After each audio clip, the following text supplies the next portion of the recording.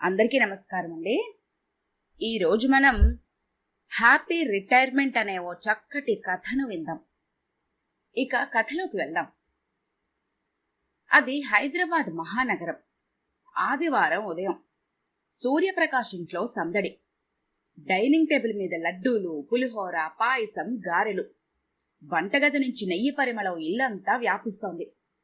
లక్ష్మి చివరి గారెను వేస్తుండగా door bell మోగింది. నాన్నమ్మా అంటూ ఇద్దరు చిన్నపిల్లలు లోపలికి పరిగెత్తుకుంటూ వచ్చారు.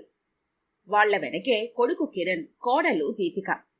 మరో 5 నిమిషాలకు కూతురు స్వాతి, అల్లుడు అనిరుద్, వాళ్ళ చిన్నారి కూడా వచ్చారు. క్షణాల్లో ఇల్లు నవ్వులతో నిండిపోయింది. మనవరాలు పరిగెత్తుకుంటూ వచ్చి, హ్యాపీ రిటైర్మెంట్ తాతయ్య అంటూ సూర్యప్రకాష్ మెడ చుట్టూ చేతులు వేసింది. సూర్యప్రకాష్ ఆమెని ఎత్తుకొని నవ్వాడు. థ్యాంక్ యూ బంగారం. సూర్యప్రకాష్ R&B డిపార్ట్మెంట్లో సీనియర్ ఇంజనీర్గా 35 సంవత్సరాలు పనిచేశాడు. ఒక్క రోజు కూడా లంచం తీసుకోలేదు. ఎంత దూరమైనా, ఎంత కష్టమైనా బాధ్యతను వదల్లేదు. లక్ష్మి కూడా అంతే. భర్త జీతానికి తగ్గట్టే కుటుంబాన్ని నడిపింది. పిల్లలకు మంచి చదువు చెప్పింది. కొడుకును సాఫ్ట్వేర్ ఇంజనీర్గా తీర్చిదిద్దింది. కూతుర్ని డాక్టర్గా నిలబెట్టింది. ఇద్దరి పెళ్లిళ్లు కూడా ఘనంగా చేసింది. ఇప్పుడు వాళ్ళిద్దరికీ ఒకటే ఆనందం. మా బాధ్యతలు పూర్తయ్యాయి. మధ్యాహ్నం అందరూ కలిసి భోజనం చేశారు. కేక్ కట్ చేశారు. పిల్లలు ఫోటోలు తీశారు. సూర్యప్రకాష్ సహోద్యోగులు కూడా వచ్చి అభినందించారు. సార్, ఇప్పుడైనా రెస్ట్ తీసుకోండి అంటూ అన్నారు. సూర్యప్రకాష్ నవ్వుతూ, రెస్ట్ తీసుకోవటానికి నేనేమి జీవితం నుంచి రిటైర్ అవ్వలేదు అన్నారు. అందరూ నవ్వేశారు. కాని ఆ మాట వెనక ఏదో ఆలోచన ఉందని లక్ష్మికి మాత్రమే అర్థమైంది. సాయంత్రం టీ తాగుతూ అందరూ హాల్లో కూర్చున్నారు. కిరణ్ మాట్లాడటం మొదలుపెట్టాడు. నాన్నా, మీ రిటైర్మెంట్ అయిపోయింది. ఇక మీరు హైదరాబాద్లో ఎందుకు? మాతో పాటు బెంగళూరుకు వచ్చేయండి. దీపిక కూడా వెంటనే అంది. అవును మావయ్య, మీ ఇద్దరికీ ప్రత్యేకంగా ఒక గది కూడా రెడీ చేస్తాము. స్వాతి కూడా వెనక పడలేదు. లేదు నాన్నా, కొన్ని నెలలు అన్నయ్య దగ్గర, కొన్ని నెలలు మా దగ్గర ఉండండి. మాకు కూడా మీతో గడిపే అవకాశం వస్తుంది. మనవరాలు కూడా అమాయకంగా అంది.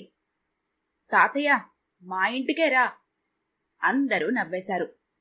అందరి చూపు సూర్యప్రకాష్ వైపు తిరిగింది. ఆయన లక్ష్మి వైపు చూశాడు. లక్ష్మి చిరునవ్వుతో తలూపింది. ఆ చిరునవ్వులో మన నిర్ణయం ఏంటో చెప్పండి అనే అర్థం ఉంది. సూర్యప్రకాష్ నెమ్మదిగా మాట్లాడటం మొదలుపెట్టాడు. మీ అందరి ప్రేమకు ధన్యవాదాలు. కాని మేమిద్దరం ఒక నిర్ణయం తీసుకున్నాము. హాల్లో ఒక్కసారిగా నిశ్శబ్దం నెలకొంది. వచ్చేవారం మేము మా ఊరికి వెళ్ళిపోతున్నాము. కిరణ్ ఆశ్చర్యపోయాడు. ఊరికా? అవును, మన పాత ఇంటికి. స్వాతి వెంటనే అడిగింది. నాన్నా, ఆ ఇల్లు ఎవరూ లేక చాలా సంవత్సరాలైంది. అక్కడెలా ఉంటారు? దీపిక కూడా ఆందోళనగా అంది. మావయ్య, అక్కడ మీకు బోరు కొట్టదు? సూర్యప్రకాష్ నవ్వుతూ అన్నాడు. బోరెందుకు కొడుతుందమ్మా? మా దగ్గర చాలా పనులున్నాయి. ఏం పనులు అని కిరణ్ ఆశ్చర్యంగా అడిగాడు. సూర్యప్రకాష్ సమాధానం చెప్పబోయేలోపే లక్ష్మి లేచి లోపలికి వెళ్ళింది. కొద్దిసేపటి తర్వాత ఒక పెద్ద ఫైల్ తీసుకుని వచ్చింది. ఆ ఫైల్ మీద పెద్ద అక్షరాలతో ఇలా రాసుంది, మా రిటైర్మెంట్ ప్రణాళిక. అందరూ ఒకరినొకరు ఆశ్చర్యంగా చూసుకున్నారు. రిటైర్మెంట్ కి కూడా ప్లాన్ ఉంటుందా అని స్వాతి ఆశ్చర్యంగా అడిగింది. లక్ష్మి నవ్వుతూ, ఉద్యోగంలో ఉన్నప్పుడు ప్లాన్ చేసుకున్నాము. రిటైర్మెంట్ తర్వాత ఎందుకు చేసుకోకూడదు అంది. సూర్యప్రకాష్ ఫైల్ తెరిచాడు. మొదటి పేజీలో ఒక అందమైన ఇంటి బొమ్మ. చుట్టూ పూల మొక్కలు, పండ్ల చెట్లు, కూరగాయల తోట. మధ్యలో ఒక చిన్న బెంచి. పై భాగంలో ఒక వాక్యం, మిగిలిన జీవితం ప్రకృతితో ప్రశాంతంగా, ఆనందంగా. ఆ బొమ్మను చూసి మనవరాలు ఆనందంగా అంది. తాతయ్య, ఇది నిజంగానే మనిల్లా? సూర్యప్రకాష్ నవ్వుతూ, ఇప్పుడే కాదు బంగారం, ఇంకొన్ని నెలల్లో మన ఇల్లు ఇలానే అవుతుంది. అందరూ ఆసక్తిగా ఆ ఫైల్ వైపు చూస్తున్నారు. అందులో వాళ్ళిద్దరూ గత 5 ఏళ్లుగా రహస్యంగా సిద్ధం చేసిన ఒక అద్భుతమైన ప్రణాళిక ఉంది. ఆ ప్రణాళిక వాళ్ల జీవితాన్నే కాదు, వాళ్ల పిల్లల ఆలోచనలను కూడా పూర్తిగా మార్చబోతుంది. హాల్లో ఉన్న వాళ్ళందరి చూపు ఆ ఫైల్ మీదే ఉంది. కిరణ్ నవ్వుతూ అన్నాడు, నాన్నా, ఏదో సస్పెన్స్ సినిమాలాగా చేస్తున్నారు. స్వాతి కూడా నవ్వింది. అవునాన్నా, ఇంత పెద్ద ఫైల్లో ఏముంది? సూర్యప్రకాష్ కళ్లద్దాలు సరిచేసుకుని మొదటి పేజీ తిప్పాడు. ఈ ప్లాను ఈరోజు చేసింది కాదు. ఈ ప్రణాళిక నేను రిటైర్ అయిన తర్వాత చేసింది కాదు. 5 ఏళ్ల క్రితమే మొదలైంది అని చెప్పగానే అందరూ ఆశ్చర్యంగా ఒకరినొకరు చూసుకున్నారు. 5 ఏళ్ల క్రితమా అని కిరణ్ అడిగాడు. అవును, నాకు 55 సంవత్సరాలు వచ్చిన రోజు నేను మీ అమ్మ ఇద్దరం ఒక మాట అనుకున్నాము. లక్ష్మి చిరునవ్వుతో చెప్పింది. పిల్లల భవిష్యత్తు కోసం ఎంత ప్లాన్ చేశామో మన వృద్ధాప్యం కోసం కూడా అంతే ప్లాన్ చేద్దామని. సూర్యప్రకాష్ ఫైల్లోని 2వ పేజీ చూపించాడు. దానిపైన ఇలా రాసింది, పిల్లలకు ప్రేమ ఇవ్వాలి కాని వారి మీద ఆధారపడకూడదు. మీ ఇద్దరికీ మంచి చదువు చెప్పాము, మంచి ఉద్యోగాలొచ్చాయి, మీ ఇష్టమైన వాళ్లతో పెళ్లిళ్లు చేశాము. మా బాధ్యత అక్కడితో పూర్తయింది. కాని మా ఆనందానికి బాధ్యత మాత్రం మాదే. హాల్లో నిశ్శబ్దం నెలకొంది. దీపిక, అనిరుద్ కూడా శ్రద్ధగా వింటున్నారు. మరో పేజీ, ఆరోగ్యం మీద పెట్టుబడి. లక్ష్మి నవ్వుతూ చెప్పింది, మేమిద్దరం 5 ఏళ్లుగా రోజు ఉదయం నడుస్తున్నాము, యోగా చేస్తున్నాము, సమయానికి భోజనం చేస్తున్నాము, ప్రతి సంవత్సరం హెల్త్ చెకప్ చేయించుకుంటున్నాము. ఎందుకంటే వృద్ధాప్యంలో పిల్లలకు భారంగా కాకుండా ఉండటం కూడా తల్లిదండ్రుల బాధ్యతే. ఆ మాట విన్న కిరణ్ తన అమ్మానాన్నల వైపు గర్వంగా చూశాడు. తర్వాత పేజీ, అందులో పాత ఇంటి ఫోటోలు ఉన్నాయి. దుమ్ముతో నిండిన మేడ, ఎండిపోయిన ఆవరణ, పగిలిన కిటికీలు, ముళ్ల పొదలతో కప్పబడిన తోట. స్వాతి ఆశ్చర్యపోయింది. నాన్నా, ఈ ఇల్లు ఇంత పాడైపోయిందా? సూర్యప్రకాష్ నవ్వుతూ అన్నాడు, ఇది ఇప్పటి ఫోటో. ఇప్పుడు ఈ ఫోటో చూడు. మరో ఫోటో చూపించాడు. అదే ఇంటి కంప్యూటర్ డిజైన్. ముందు విశాలమైన తోట, పూలతో నిండిన దారి, పక్కనే కూరగాయల మడి, వెనక పండ్ల తోట, మధ్యలో ఊయల, చిన్న వర్షపు నీటి చెరువు, వర్షపు నీటిని నిల్వ చేసే ట్యాంకు, సోలార్ ప్యానెల్స్, వర్షపు నీరు మొక్కలకు వెళ్లే పైపులు. దీపిక ఆశ్చర్యంగా అంది, మావయ్య, ఇది ఒక రిసార్ట్లా ఉంది. లక్ష్మి నవ్వింది. కాదమ్మా, ఇది మా కల. మా ఇంటికి పేరు కూడా పెట్టేశాము. మనవరాలు ఫైల్ తిప్పుతూ ఉండగా ఒక పేజీ పైన పెద్ద అక్షరాలతో రాసింది, ఆనందవనం. ఇదేంటి తాతయ్య అని అడిగింది. సూర్యప్రకాష్ నవ్వుతూ, ఇదేనమ్మా మన ఇంటి పేరు. మనవడు వెంటనే అన్నాడు, అయితే గేటు మీద బోర్డు కూడా పెడదామా? అందరూ నవ్వేశారు. వారం రోజుల తర్వాత ఒకరోజు ఉదయం 5 గంటలు కారు హైదరాబాద్ను దాటి జాతీయ రహదారిపైన పరుగులు తీస్తోంది. లక్ష్మి బయటకు చూస్తోంది. పచ్చని పొలాలు, కొబ్బరి చెట్లు, దూరంగా కొండలు, పక్షుల గుంపులు. ఎన్నో సంవత్సరాల తర్వాత ఆమె మనసు మళ్లీ చిన్నప్పటి రోజుల్లోకి వెళ్లిపోయింది. గుర్తుందా అండి అంది లక్ష్మి. మన పెళ్లైన తర్వాత మొదటిసారి ఈ రోడ్డు మీదే మనం బస్సులో వచ్చాము. సూర్యప్రకాష్ నవ్వాడు. అప్పుడు మన దగ్గర 2 సూట్ కేసులు మాత్రమే. ఇప్పుడు 4 దశాబ్దాల జ్ఞాపకాలు కూడా మనతో వస్తున్నాయి. ఇద్దరూ ఒకరినొకరు చూసుకుని నవ్వుకున్నారు. మధ్యాహ్నానికి వాళ్లు గ్రామానికి చేరుకున్నారు. గ్రామంలో వాళ్లను చూసి పెద్దవాళ్లు ఆనందంగా పలకరించారు. ఆహా, సూర్యం వచ్చేశాడ్రోయ్. లక్ష్మమ్మ, ఎంతకాలమైంది? ఎంతో ఆప్యాయంగా అందరూ స్వాగతించారు. చివరికి వాళ్లు తమ పాత ఇంటి ముందు నిలబడ్డారు. పెద్ద చెక్క తలుపు, దుమ్ము పట్టిన గుమ్మం, మూలలో పెరిగిన అడవి మొక్కలు. లక్ష్మి మెల్లగా గుమ్మాన్ని తాకింది. 40 సంవత్సరాల తర్వాత అని ఆమె కళ్లల్లో నీళ్లు మెరిశాయి. సూర్యప్రకాష్ తాళం తీసి తలుపు తెరిచాడు. తలుపు నెమ్మదిగా తెరుచుకుంది. లోపల దుమ్మున్నా ఆ ఇంట్లో ఇంకా జ్ఞాపకాల వాసనే ఉంది. లక్ష్మి ఇంట్లోకి అడుగుపెట్టి చుట్టూ ఒకసారి చూసింది. వంటగది, మధ్య హాలు, పాత తులసి కోట, వెనుక పెరడు అన్నీ నిశ్శబ్దంగా ఉన్నాయి. ఆమె చిరునవ్వుతో భర్త వైపు తిరిగి, ఇది పాడైన ఇల్లు కాదు, మళ్లీ నవ్వుల కోసం ఎదురు చూస్తున్న ఇల్లు. సూర్యప్రకాష్ కూడా చిరునవ్వు నవ్వాడు. రేపట్నుంచి పని మొదలు పెడదాం. మనం కలల కన్న ఆనందవనం మన చేతులతో నిర్మిద్దాం. తెల్లవారుజామున గ్రామంలో కోళ్ల కూతతో రోజు మొదలైంది. నగరంలోలాగా అలారం మోగలేదు. వాహనాల హారన్లు వినిపించలేదు. చల్లటి గాలి కిటికీలోంచి లోపలికొస్తోంది. సూర్యప్రకాష్ నిద్రలేచి బయటకొచ్చాడు. ఇంటి ముందు నిలబడి లోతుగా ఊపిరి పీల్చుకున్నాడు. లక్ష్మీ అని పిలిచాడు. కాఫీ కప్పులతో లక్ష్మి కూడా బయటకొచ్చింది. ఇద్దరూ గుమ్మం దగ్గర నిలబడి ఉదయించే సూర్యుడిని చూస్తున్నారు. లక్ష్మి చిరునవ్వుతో అంది, ఎన్నేళ్ల తర్వాత ఇలా ప్రశాంతంగా ఉదయాన్ని చూస్తున్నామో తెలుసా? సూర్యప్రకాష్ నవ్వుతూ, ఉద్యోగంలో ఉన్నప్పుడు సూర్యోదయం చూసేది ఆదివారం మాత్రమే. ఇక నుంచి ప్రతిరోజు చూస్తాము. ఇద్దరూ చిన్న పిల్లల్లా నవ్వుకున్నారు. సూర్యప్రకాష్ బ్యాగ్లో నుంచి ఒక పాత నోట్బుక్ తీసుకొచ్చాడు. ఆ నోట్బుక్లో గత 5 ఏళ్లుగా రాసుకున్న ప్రతి ఆలోచన ఉంది.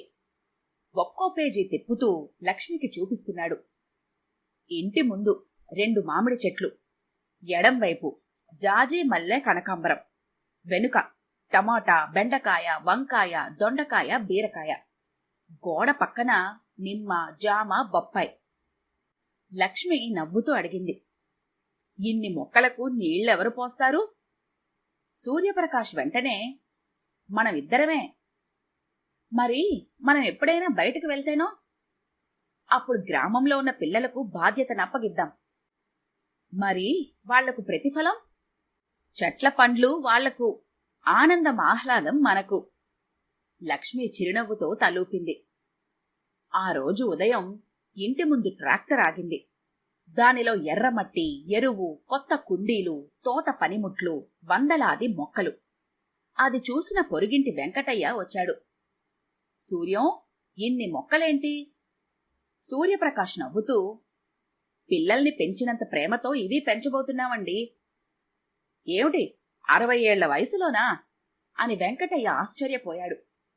సూర్యప్రకాష్ నవ్వి, మొక్కలు నాటడానికి వయసు అడ్డు కాదు వెంకటయ్య, మనసుంటే చాలు.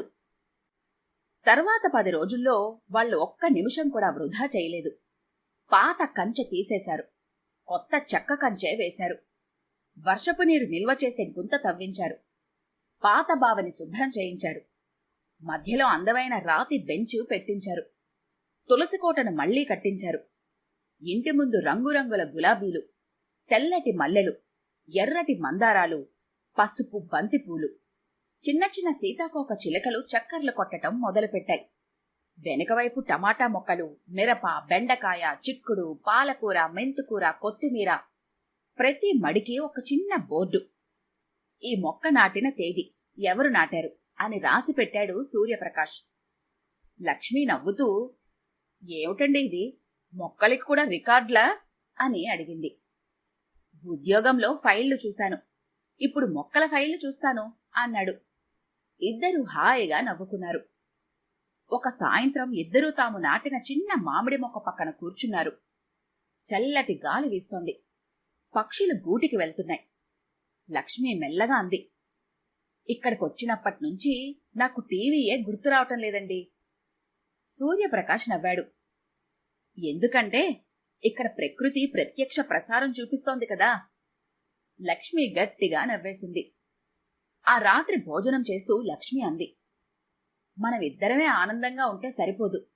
ఈ ఇంటికొచ్చేవాళ్లు, అంటే మన పిల్లలు మనవలు కూడా ఇక్కడి నుంచి సంతోషంగా వెళ్ళాలి. సూర్యప్రకాష్ ఆసక్తిగా చూశాడు. అంటే ప్రతి పండుగకు పిల్లలందరూ, మనవళ్ళు మనవరాళ్లు తప్పకుండా ఇక్కడికి రావాలి. వాళ్లకు గ్రామ జీవితం చూపించాలి. మనం చిన్నప్పుడు ఎలా పెరిగామో వాళ్ళు ఒకసారి అనుభవించాలి. సూర్యప్రకాష్ వెంటనే అంగీకరించాడు. అది చాలా మంచి ఆలోచన. ఈ ఇల్లు కేవలం మన కోసమే కాదు, మన కుటుంబాన్ని ప్రతి సంవత్సరం ఒక చోట చేర్చే నిలయంగా ఉండాలి. ఇద్దరూ ఆ నిర్ణయంతో ఎంతో సంతోషపడ్డారు. అదే రాత్రి బెంగళూరులో కిరణ్ తన బాల్కనీలో నిలబడి నాన్న పంపిన ఫోటోలు చూస్తున్నారు. ఒక ఫోటోలో సూర్యప్రకాష్ చేతిలో గడ్డపార, లక్ష్మి మొక్కలకు నీళ్లు పోస్తోంది. ఇద్దరి ముఖాల్లో చిన్న పిల్లల ఆనందం. దీపిక కూడా ఆ ఫోటో చూసి నవ్వింది. చూడండి, రిటైర్ అయ్యాక విశ్రాంతి తీసుకుంటారు అనుకున్నాం, కానీ ఇప్పుడే వాళ్ళు జీవితాన్ని కొత్తగా మొదలు పెట్టినట్టున్నారు. కిరణ్ మెల్లగా అన్నాడు. అవును, మనం వాళ్ల గురించి ఆందోళన పడుతున్నాము, కాని వాళ్లు మాత్రం మనందరికంటే ఆనందంగా జీవిస్తున్నారు. అలా 3 నెలల కాలం గడిచిపోయింది. కాలం ఎలా గడిచిందో సూర్యప్రకాష్ లక్ష్మికి కూడా తెలియలేదు. ఉదయం మొక్కలతో, మధ్యాహ్నం పుస్తకాలతో, సాయంత్రం గ్రామస్తులతో, రాత్రి ఇద్దరు ఇంటి మేడ మీద కూర్చొని నక్షత్రాలను చూస్తూ చిన్న చిన్న జ్ఞాపకాలు గుర్తు చేసుకుంటూ జీవితాన్ని ఆస్వాదిస్తున్నారు. ఆనందవనం ఇప్పుడు నిజంగానే గ్రామంలో అందరి నోటా వినిపించే పేరైపోయింది. ప్రతి ఉదయం లక్ష్మి ఇంటి గుమ్మం ముందు ఒక చిన్న బుట్ట పెట్టేది. ఆ బుట్టలో ఆ రోజు తోటలో కోసిన కూరగాయలు, కొన్ని జామ పండ్లు, కొన్ని నిమ్మకాయలు, పక్కనే ఒక చిన్న బోర్డు, ఎవరికైనా అవసరమైతే తీసుకెళ్ళండి. గ్రామంలో మొదట అందరూ ఆశ్చర్యపోయారు. డబ్బులు తీసుకోరా అని అడిగితే లక్ష్మి నవ్వుతూ, ప్రకృతి మాకు ఉచితంగా ఇచ్చింది, మేము మాకు సరిపడా ఉంచుకొని మిగిలినవి పంచుకుంటున్నాము అని చెప్పేది. ఆ మాట గ్రామంలో చాలా మందిని ఆలోచింపచేసింది. ఒకరోజు సూర్యప్రకాష్ పాత గదిని శుభ్రం చేస్తున్నాడు. అక్కడ ఉద్యోగంలో ఉన్నప్పుడు కొనుక్కున్న వందలాది పుస్తకాలు కనిపించాయి. ఇంజనీరింగ్, సైన్సు, వ్యవసాయం, తెలుగు సాహిత్యం, పిల్లల కథలు. లక్ష్మి నవ్వుతూ అడిగింది, ఇన్ని పుస్తకాలు ఏం చేస్తారండి? సూర్యప్రకాష్ కాసేపు ఆలోచించాడు. ఇవన్నీ అల్మరాలో దుమ్ము పట్టడం ఎందుకు? గ్రామంలోని పిల్లలకు ఉపయోగపడాలి. వారం రోజుల్లో ఆ ఇంట్లో ఒక చిన్న లైబ్రరీ ఏర్పడింది. సాయంత్రం 5 గంటలైతే పిల్లలు ఒక్కొక్కరుగా రావటం మొదలుపెట్టారు. తాతయ్య, ఈరోజు ఏ కథ చెప్తారు? ఈరోజు ఏ పుస్తకం ఇస్తారు అని అడుగుతుంటే సూర్యప్రకాష్ కళ్లల్లో ఆనందం కనిపించేది. లక్ష్మి తోటలో పండిన కూరగాయలతో వంటలు చేసేది. ఒకరోజు పక్కింటి చిన్నారి వచ్చింది. అమ్మమ్మా, మీ టమాటా పప్పు చాలా బావుంటుంది. అవునా, నీకు నేర్పిస్తాన్లే అంది. అలా ప్రతి శనివారం గ్రామంలోని అమ్మాయిలకు సాంప్రదాయ వంటల తరగతి అనే చిన్న కార్యక్రమం మొదలైంది. వంట మాత్రమే కాదు, ఆహారం వృధా చెయ్యకూడదని, ఇంటి తోట ఎలా పెంచాలో ఇలా చిన్న చిన్న చిట్కాలు కూడా చెప్పేది. డిసెంబర్ చివరి వారం సూర్యప్రకాష్ తమ ఫ్యామిలీ వాట్సాప్ గ్రూప్లో ఒక మెసేజ్ పెట్టాడు. ఈసారి సంక్రాంతి అందరం ఆనందవనంలోనే, ఎవరూ హోటల్ బుకింగ్సు, టూర్ ప్లాన్లు పెట్టుకోవద్దు. మన పండుగ మన ఊర్లో, మన ఇంట్లో. మెసేజ్ చూసిన మనవళ్లు ఆనందంతో ఎగిరి గంతులేశారు. అమ్మా, ఈసారి నిజంగానే గ్రామానికి వెళ్తామా? అక్కడ గాలిపటాలు ఎగరేస్తామా? ఎద్దులు కూడా ఉంటాయా? మామిడి చెట్టు కూడా ఎక్కచ్చు. ప్రశ్నల మీద ప్రశ్నలు. దీపిక నవ్వుతూ, వెళ్ళాక తాతయ్యనడగండి అంది. సంక్రాంతి పండుగ రానే వచ్చింది.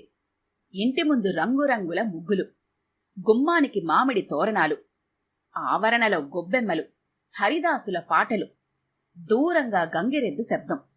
మనవళ్ళు ఇవన్నీ మొదటిసారి చూస్తున్నారు. తాతయ్య, ఇది నిజంగానే సినిమాలాగా ఉంది అని చిన్న మనవడు ఆశ్చర్యపోయాడు.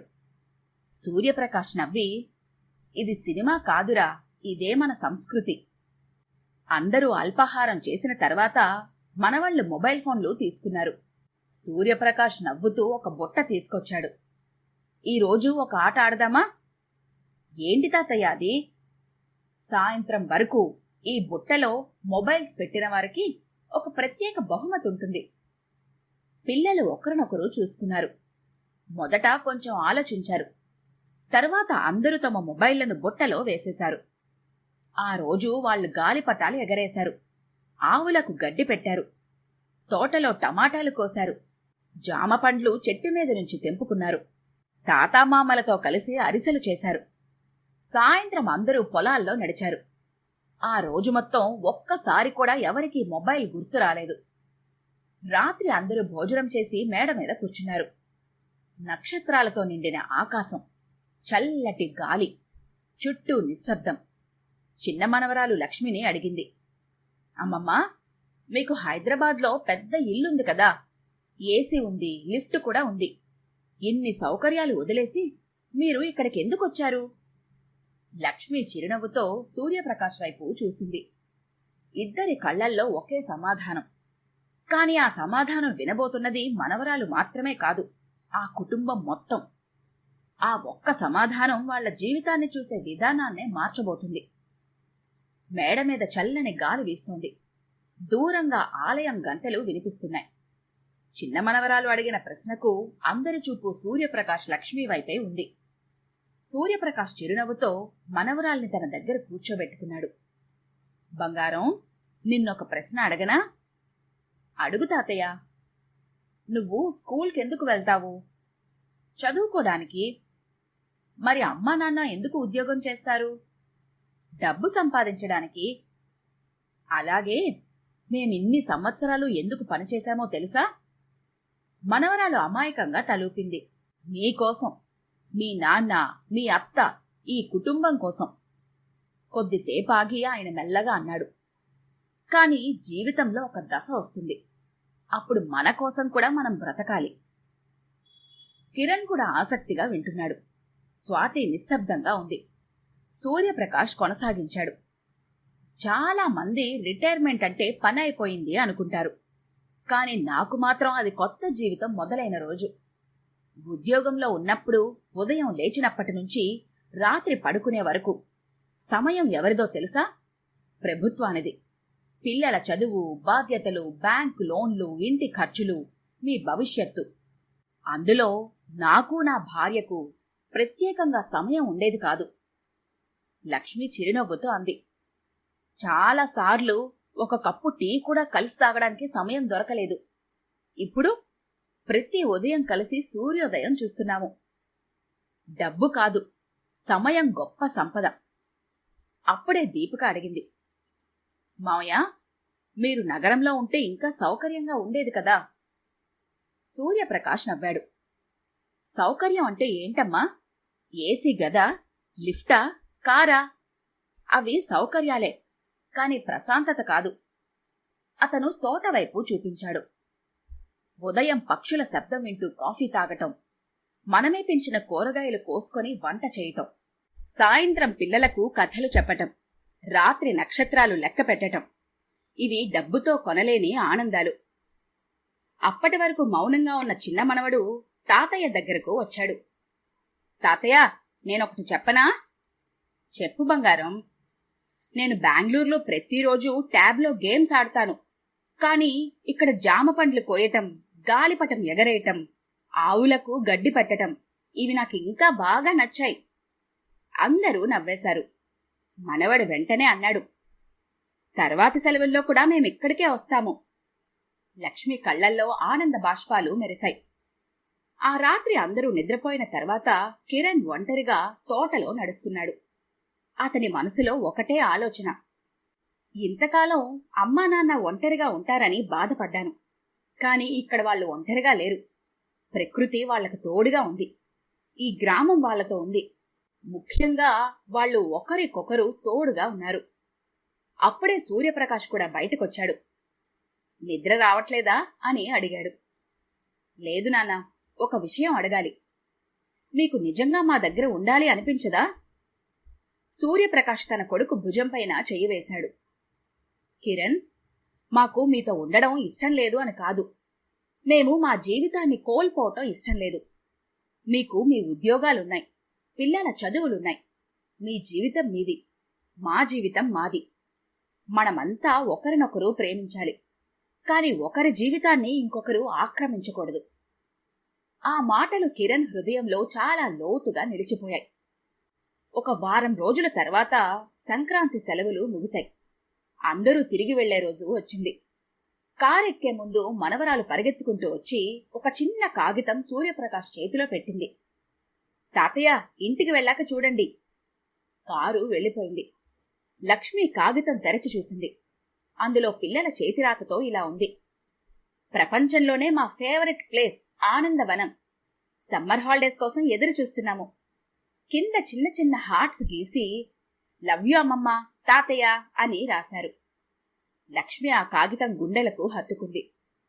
ఇదే మనకొచ్చిన పెద్ద అవార్డు అంది. సూర్యప్రకాష్ చిరునవ్వుతో తలూపాడు. ఇల్లు మళ్లీ ప్రశాంతంగా మారింది.